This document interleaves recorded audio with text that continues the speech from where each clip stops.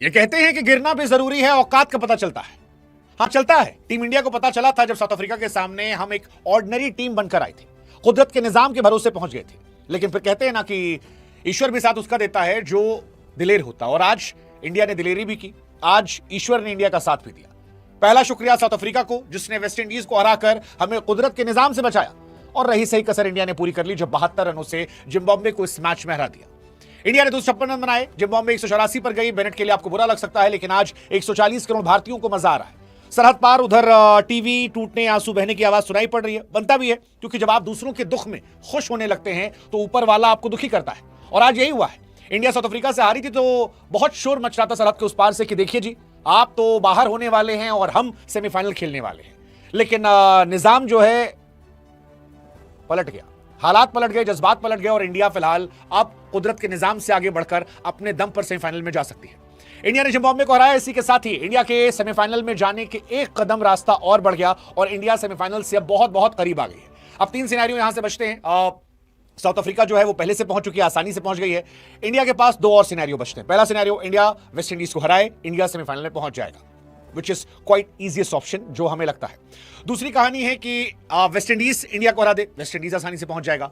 अगर India West Indies का match रद्द हो जाता है तो भी वेस्ट इंडीज पहुंच जाएगा, क्योंकि साउथ अफ्रीका से बुरी हार के बावजूद उनका नेट रन रेट हमसे बेहतर है और इस वजह से वो क्वालिफाई कर जाएंगे। एक और कहानी जो इंडिया को परेशान कर सकती है वो ये है कि कोलकाता के स्टेडियम में वेस्ट इंडीज कभी भी वर्ल्ड कप का मैच नहीं हारी है। लेकिन इतिहास तो बदलने के लिए होते हैं, और इतिहास आज भारतीय टीम ने बदला है। भारतीय टीम ने आज वक्त, जज्बात, हालात समझते हुए सब कुछ बदला है। आज संजू सैमसन को ऊपर उतारा गया, तिलक वर्मा को नीचे भेजा गया। बहुत सारे खिलाड़ियों के अहंकार, उनके ईगो या कहें कि सेल्फ रिस्पेक्ट पर तेज चोट पहुंचाई गई। वो चोट पहुंचाई गई जिसने उनके अंदर इंसान को झटका दे दिया, इतना झटका दिया कि बेचारे सब सकपका गए। और शुरू में तो लगा कि क्या आज भी हम नर्वस रहेंगे, लेकिन मुझे लगता है कि वो नर्वसनेस शायद खत्म तब हो गई थी जब राइट हैंड बैट्समैन ऊपर आ गया था, क्योंकि वो जो ऑफ स्पिनर का हम पर कर्ज था, उसका कर्ज संजू सैमसन ने इस मैच उतार दिया। संजू सैमसन आज उनकी पारी शायद बहुत बड़ी नहीं रही होगी, 15 गेंद पर 24 रन, लेकिन उनका इंपैक्ट इस मैच में बहुत बड़ा था। इंपैक्ट, अभिषेक शर्मा को ऊपर खेलने का मौका मिला, अभिषेक शर्मा को समय मिला, अभिषेक शर्मा ने 1-2 फेंटे लगाए, उसके बाद अपने लिए रास्ता बनाया और फिर वहां से उन्होंने 30 गेंदों 55 रन की पारी खेली। उन्होंने ईशान, हालांकि ईशान को थोड़ा बुरा लगता है कि ईशान किशन को 3 नंबर पर क्यों उतारा गया, बट टीम के लिए शायद जरूरी था। तिलक वर्मा, जिनके अहम पर चोट लगी थी कि यार आप स्लो खेलने वाले खिलाड़ी हो, आप 100 के स्ट्राइक रेट से खेलते हो। सूर्य कुमार यादव, आप T20 वाले खिलाड़ी नहीं हो। वो ईगो, वो अहम पर चोट जो थी, उसने आज एक बड़ा इंपैक्ट खड़ा किया। आज वही नंबर पर सूर्य कुमार यादव उतरे, लेकिन इंटेंशन अलग थी। 13 गेंदों पर 33 रन बने और पुराने सूर्या नजर आए। तिलक वर्मा, जिनको लेकर जब 5 नंबर 6 नंबर पर उतरे हो बैटिंग करने, तो लोगों ने कहा कि भाई साहब क्यों भेजा गया, दुबे जी की जगह थी, तिलक को फालतू खिला रहे हो। लेकिन तिलक ने बताया कि अगर वो बीच में वर्ल्ड नंबर 2 थे, वर्ल्ड नंबर 3 रहे, टॉप 10 में लगातार बने हुए हैं, तो कोई बड़ी वजह थी। वो जो 2 शतक उन्होंने लगाए थे उसकी बड़ी वजह थी, और आज वो वजह दिखाई पड़ी। 14 गेंदों पर 44 रन। हार्दिक पांड्या, मैं हमेशा कहता हूं कि इश्क में इंसान जो है वो रेगिस्तान में दूध की नदियां बहा देता है। हार्दिक पांड्या उसी जोन में है इस वक्त। तो मोहब्बत में है, और मोहब्बत में इंसान कुछ भी कर लेता है। वो समंदर को सोख कर पानी पी सकता है, वो रेगिस्तान में दूध की नदी बहा सकता है, वो पहाड़ पर, पत्थर पर पेड़ उगा सकता है। और हार्दिक उसी दौर से चल रहे हैं। आप गेंद पकड़ा दो तो विकेट निकाल देंगे, बैट पकड़ा दो तो शतक लगा देंगे, और आज 23 गेंदों पर 50 रन बनाया। इसी वजह से शायद इंडिया 256 तक गई। इंडिया ने साइकोलॉजिकल विन वेस्ट इंडीज पर दर्ज की, क्योंकि वेस्ट इंडीज जो है इससे पहले नंबर 2 स्कोर हासिल कर चुकी थी जिम्बाब्वे के सामने, जहां पर वर्ल्ड T20 वर्ल्ड कप में रन बनाने की बात थी। लेकिन इंडिया ने वेस्ट इंडीज का रिकॉर्ड तोड़ा। तो एक दिन में इंडिया के साथ 2 घटनाएं हुई। पहला, वेस्ट इंडीज की बैटिंग ठीक है, लेकिन बॉलिंग उनकी बुरी तरह एक्सपोज हो गई, बुरी तरह एक्सपोज हुई। साउथ अफ्रीका ने चारों खाने चित कर दिया। दूसरा, इंडिया ने साउथ अफ्रीका के रिकॉर्ड को तोड़ दिया। वो रिकॉर्ड जिसकी वजह से वो 5 पॉइंट ऊपर गए थे, वो रिकॉर्ड तोड़ दिया। और अब कोलकाता के लिए 1-on-1 कर दिया कि भाई साहब जो बेहतर टीम होगी वो सेमीफाइनल जाएगी। मुझे ऐसा लगता है कि इंडिया सेमीफाइनल जाएगी। इंग्लैंड मिल गया तो फाइनल भी हो जाएगा, और शायद इंडिया वर्सेस साउथ अफ्रीका मैं अपनी निगाहों से फाइनल वर्ल्ड कप का देख रहा हूं। कौन जीतेगा पता नहीं, but India versus south Africa, that's what I am watching. और ये सब कुछ हुआ है सिर्फ एक वजह से। आई थिंक जो आज की मोटी मोटी वजह थी, वो वजह थी संजू सैमसन का ओपनिंग में आना। कई बार कुछ चीजें थोड़ी आगे पीछे कर दीजिए, मिसप्लेस कर दीजिए या सही जगहों पर प्लेस कर दीजिए, सही चीजों का इस्तेमाल सही समय पर कर दीजिए तो चीजें बदल जाती हैं। संजू सैमसन से वही हुआ। आज ठीक क्या हार्दिक पांड्या ने 4 छक्के मारे, 4 छक्के अभिषेक ने मारे, 2 छक्के सूर्य ने मारे, संजू बाबा ने भी 2 छक्के मारे। संजू मेरे हिसाब से थोड़े से अनलकी थे यार, क्योंकि आज कैचेस बहुत ड्रॉप हुए। कैच सूर्य कुमार यादव का ड्रॉप हुआ, अभिषेक शर्मा को बहुत सारे मौके मिले, गेंद स्टंप से बगल बगल से निकल रही थी, ईशान किशन का कैच ड्रॉप हुआ, हार्दिक को मौके मिल रहे थे लेकिन संजू को मौका नहीं मिला। वो स्लोवर वन शायद जल्दी अटेम्प्ट कर देना, शॉट मारना। बट मुझे लगता है संजू सैमसन अगला मैच खेल रहे हैं। मुझे लगता है कि ये वो टीम है जिसके साथ आप आगे जाना चाहोगे। हालांकि इस टीम में गेंदबाज की कमी मुझे लग रही थी, क्योंकि जिम्बाब्वे ने जब कवर अप किया, अगर आप जिम्बाब्वे का स्कोर देखेंगे 184 तक वो जाते हैं और 184 में ब्रेनेट जो थे वो 97 मारते हैं। इसमें बाकी गेंदबाज ठीक थे, सिर्फ हमारे दुबे जी जो है वो बहुत पिट रहे थे। और इंडिया की टेंशन यही है कि बड़ी टीमों के सामने अगर वो केवल 5 गेंदबाजों के साथ उतरते हैं तो क्या वो जस्टिफाई कर पाएंगे, क्योंकि जसप्रीत बुमराह जो है वो कमाल है, 3 ओवर 21 रन दिए। हार्दिक जो है वो कमाल 21 रन दिए। अर्शदीप जो है वो तो लाजवाब थे, सरदार हमेशा रहते हैं। वरुण चक्रवर्ती वो भी ठीक ठाक थे, हालांकि वरुण का इंपैक्ट बीते 2 मैचेस में मुझे थोड़ा कम दिखा है, मैं उनसे ज्यादा एक्सपेक्ट करता हूं। अक्षर पटेल मैंने पहले भी कहा था कि वो हमेशा ठीक रहते हैं। मेरे लिए कंसर्न दुबे जी थे, क्योंकि अगर दुबे जी 2 ओवर में 46 ना देते तो जो ये 184 है ये शायद 150 के आसपास होता और इंडिया जो है वो 100+ रन से मैच जीतती, जो शायद साइकोलॉजिकली बहुत बड़ा इंपैक्ट होता। लेकिन शिवम दुबे को ट्राई इसलिए किया गया क्योंकि आपको अगले मैचेस में शिवम दुबे से गेंदबाजी करवानी है। क्या इसमें आप कोई छेड़खानी करेंगे? मुझे लगता नहीं शायद टीम इंडिया कोई छेड़खानी करेगी, क्योंकि छेड़खानी करनी होती तो ईशान किशन से ग्लव्स लेकर संजू सैमसन के हाथों में नहीं थमाया जाता। संजू सैमसन को ग्लव्स थमाने का मतलब यही है कि टॉप ऑर्डर में आपके पास बहुत सारे लेफ्ट हैंडर थे, वो जो ऑफ स्पिनर का नया कर्ज था उसको खत्म किया जाए और संजू सैमसन के जरिए गेंदबाजों के माइंडसेट से खेला जाए। और वो खेल आज इंडिया ने खेला। 17 छक्के हमने मारे, मैडनेस जो थी वो चिपॉक में दिखाई पड़ी और वर्ल्ड कप का सेकंड हाईएस्ट टोटल जो आज बन गया। हालांकि श्रीलंका का रिकॉर्ड नहीं टूटा, श्रीलंका ने 260 रन बनाए थे, इंडिया 256 बनाई। बट एक चीज जो अच्छी रही वो ये रही कि यार सारी एशियन टीम वर्ल्ड कप से बाहर नहीं, क्योंकि मुझे बार बार ये डर लग रहा था कि कहीं ऐसा ना हो जाए कि श्रीलंका बाहर हो चुकी है। आप शुरुआत से देखिए, अफगानिस्तान एक अच्छी टीम थी, वो शुरू में बाहर हो गई, हम उसे टॉप 4 में देख रहे थे। बांग्लादेश ने वर्ल्ड कप खेलने से पहले ही नाम वापस ले लिया था, हालांकि वो जाते भी नहीं, उतना उनकी टीम में पोटेंशियल नहीं था। लेकिन उसके बाद श्रीलंका, इंडिया, पाकिस्तान, ये 3 टीम थी जिनसे हम एक्सपेक्ट कर रहे थे कि वर्ल्ड T20 अगर इंडिया श्रीलंका में हो रहा तो इनमें से कोई टीम एशियन टीम पहुंचेगी। श्रीलंका बाहर हो चुकी है, पाकिस्तान में मान चुका हूं कि ऑलमोस्ट बाहर हो चुकी है, अनलेस एंड अनटिल उनका कुदरत का निजाम जो है वो एक बार फिर से एक्टिव मोड में आ जाए। हालांकि आधे खिलाड़ी लेकर कुदरत का निजाम आएगा भी तो कुछ उखाड़ नहीं पाएंगे, क्योंकि उनकी टीम में आधे खिलाड़ी हैं।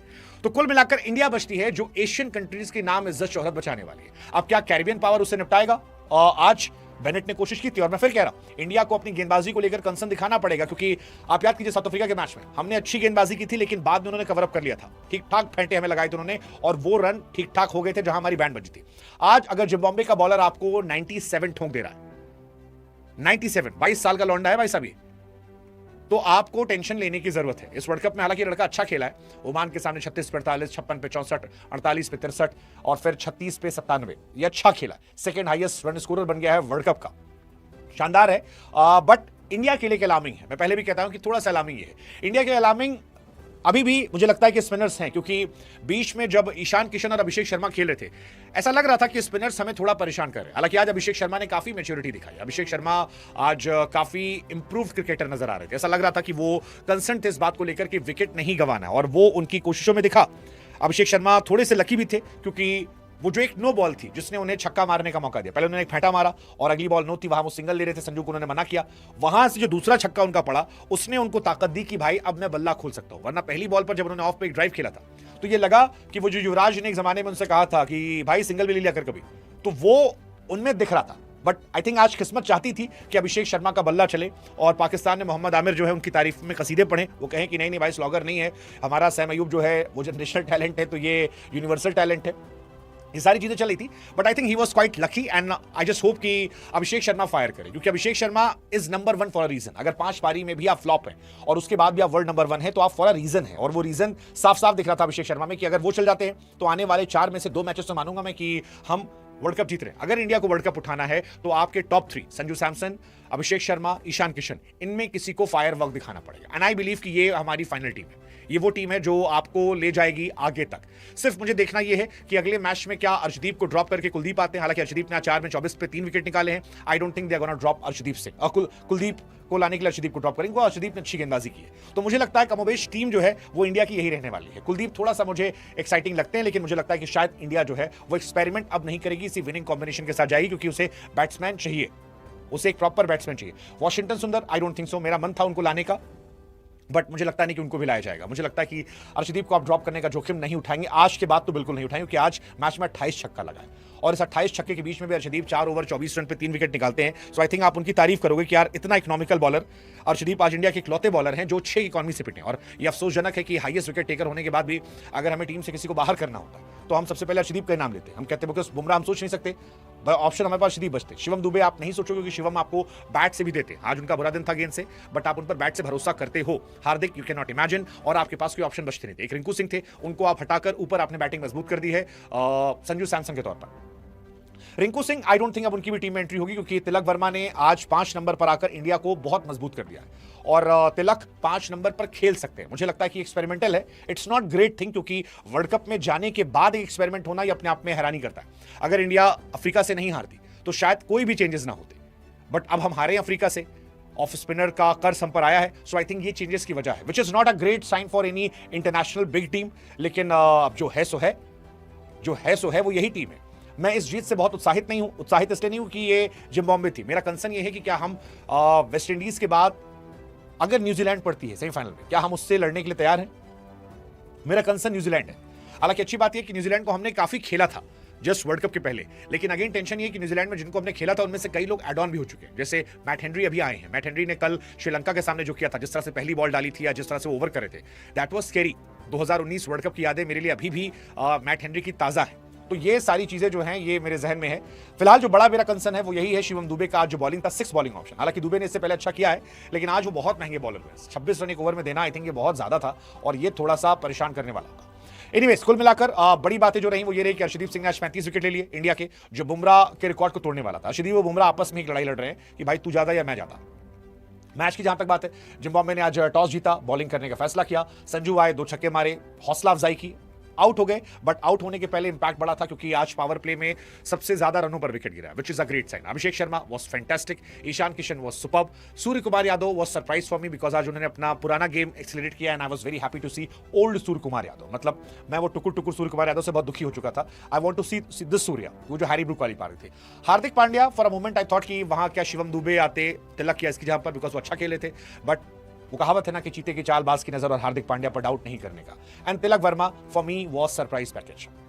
आज के मैच में अगर किसी को सबसे ज्यादा अंडर एस्टिमेट किया था मैंने, तो वो तिलक वर्मा थे, क्योंकि मुझे लग रहा था 3 नंबर पर मैंने उनको बहुत बार बैक किया है। पिछले कुछ समय से बहुत स्लो हो गए थे, बट वही जो था कि वो जो थप्पड़ पड़ता है, वो जो शाहिद अफरीदी ने कहा था कि शाहीन को जब उसके ससुर ने कहा कि तुझे बाहर होना चाहिए, तो वो जो ईगो पे हर्ट होता है, वो कहते हैं ना कि मर्द का ईगो जो होता है बड़ा सेंसिटिव होता है, और वहां पर जब हिट हुआ तो उसका इंपैक्ट ये था कि आज तिलक वर्मा का स्ट्राइक रेट 275 का था, जो बहुत अंडररेटेड है। उनका अर्शतक नहीं हुआ।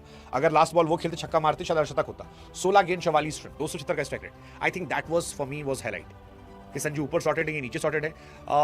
बाकी बढ़िया मैच था यार। It was a good day for India. आज किस्मत हमारे साथ थी। साउथ अफ्रीका वाले मैच में भी किस्मत हमारे साथ थी, यहां पर भी किस्मत हमारे साथ थी, और किस्मत का असर था कि ये दिन हमारा था, ये रात हमारी है। कुदरत के निजाम का कर्ज जो है वो खत्म हो चुका है। अब कहानी सिर्फ इतनी है, 3 मैच बचे हैं, 3 मैच जीतो और इतिहास रच दो। सिर्फ 3 मैच। अगला वेस्ट इंडीज से, वेस्ट इंडीज बाहर, उसके बाद न्यूजीलैंड या फिर इंग्लैंड, एंड उसके बाद south Africa. What I believe, final is India versus south Africa. क्या इंडिया इतिहास रचेगी या साउथ अफ्रीका बदला लेगी? Let's hope for the best.